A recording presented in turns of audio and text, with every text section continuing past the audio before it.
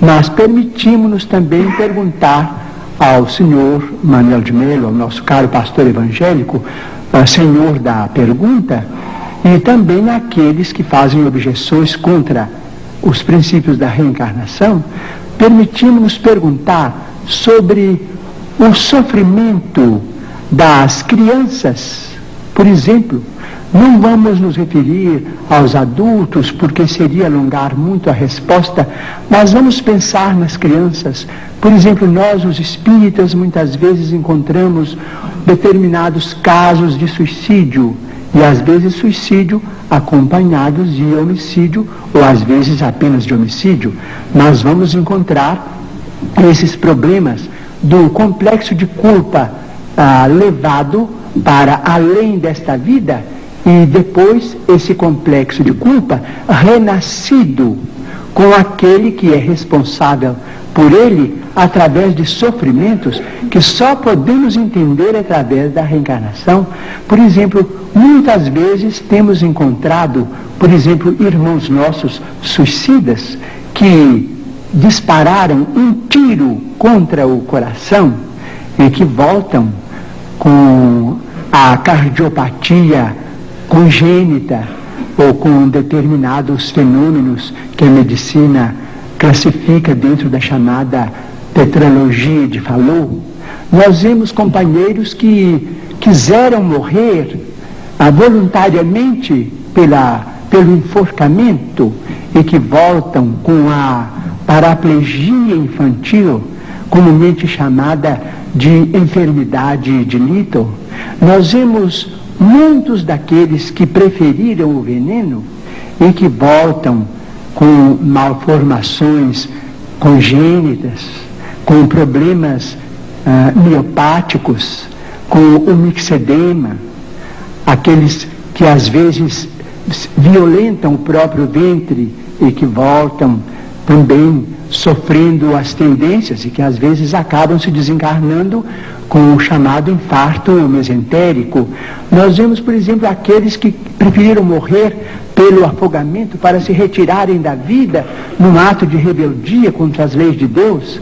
Vemos, por exemplo, aqueles que preferiram o afogamento e que voltam com o chamado enfisema pulmonar.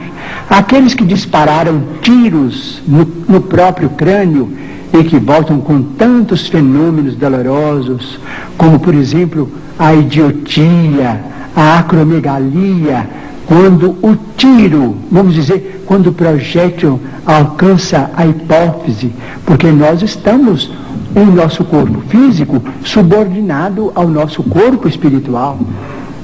Então, principalmente nos fenômenos, os fenômenos decorrentes do suicídio por tiro no crânio são muito dolorosos, porque vemos a surdez, a cegueira, a mudez congênitas, e vemos este sofrimento em crianças incompatíveis com a misericórdia de Deus, porque nós sabemos que Deus não quer a dor. Diz Emmanuel, se Deus quisesse a dor, Ele não teria nos dado anestesia através da medicina. A dor é uma criação nossa. Chegamos ao além com determinado complexo de culpa e pedimos para voltar ao corpo, trazendo as consequências de nossos próprios atos menos felizes. Então, pedimos ao senhor Manuel de Melo, nosso caro pastor evangélico, que tem trabalhado tanto e cujo mérito nós todos reconhecemos e reverenciamos, para pensar conosco nestes problemas. Chico Xavier, eu não ponho em dúvida a sinceridade do seu ministério espiritista. Eu creio firmemente que o senhor trabalha com profunda amor à sua causa e à sua doutrina. Mas eu vou insistir no aspecto mais conhecido da sua obra, das suas atividades, que é aquela do escritor psicográfico. Na literatura brasileira, o senhor é, depois de Coelho Neto, o mais prolífico dos escritores que já redigiram na língua portuguesa. Por outro lado, o senhor disse, respondendo a uma pergunta minha, que havia feito apenas um curso primário. O senhor, para todos os que aqui estão e os que estão ouvindo no vídeo em casa, é um homem que tem uma grande fluência ao falar. O senhor constrói com perfeição a frase. O senhor tem lógica na exposição da sua doutrina.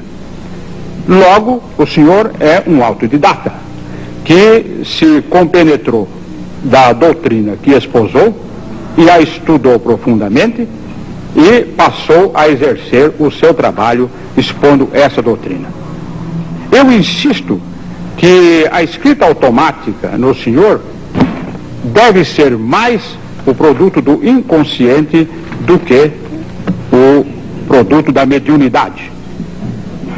Não sei se o senhor conhece uma coleção de livros publicados na França com o título genérico A Maneira de, em que os autores Paul Rebut e Charles Miller em francês, fazem a imitação de vários autores.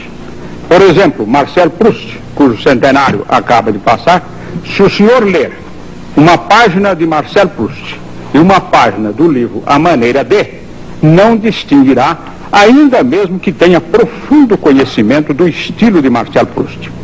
É, portanto, esta é uma imitação consciente.